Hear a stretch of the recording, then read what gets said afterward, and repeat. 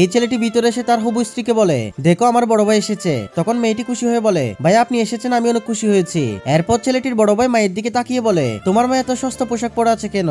দেখে তো মনে হচ্ছে একজন ভিখারি। মেয়েটি শান্তভাবে বলে, আমার মা সাধারণ জীবন যাপন করতে পছন্দ করে, এটি আমাদের পরিবারের রীতি। তারপর মেয়েটি হবু স্বামীকে খাবার টেবিলে বসতে বলে তাদের জন্য পানি আনতে যায়। তখন মেয়েটির মা ছেলেটিকে জিজ্ঞেস করে, তোমার বাবা মা আজকে আসার কথা ছিল, ওনারা আসেনি কেন? ছেলেটি একটু বিরক্ত হয়ে বলে, ওরা কাজের জন্য আসতে পারেনি, পরে এসে কথা বলবে। তারপর মেয়েটি পানি নিয়ে আসলে তখন ছেলেটির ভাই বলে, তুমি জানো না বাসায় মেহমান আসলে প্রথমে গরম পানি দিতে নেই? এইটুকু শিক্ষা কি তোমার মা তোমাকে দেয়নি? এরপর সবাই খাওয়ার সময় ছেলেটির ভাই বলে ওঠে, এসব খাবার আমি খেতে পারবো না, কোনো কিছুই আমার পছন্দ হয়নি। তখন মেয়েটির মা বলে, বাবা দেখো আমাদের সামর্থ্যের মধ্যে সব খাবার আয়োজন করেছি, পরের বার তোমার পছন্দ মতো খাবার রান্না করব। তখন লোকটি বলে, এ বিয়ার হবে না। এরপর ভদ্র মহিলা রেগে গিয়ে বলে, তোমাদের মতো অহংকারী এবং অভদ্র ছেলের সঙ্গে আমার মেয়েকে কখনো বিয়ে দিব না। এরপর বন্ধুরা কি হয় সেটি দেখার আগে তুমি যদি তোমার মাকে সত্যিকারে ভালোবেসে থাকো, ভিডিওটা একটি লাইক দিয়ে চ্যানেলটি সাবস্ক্রাইব করো এবং কমেন্ট করে জানাও তুমি কোন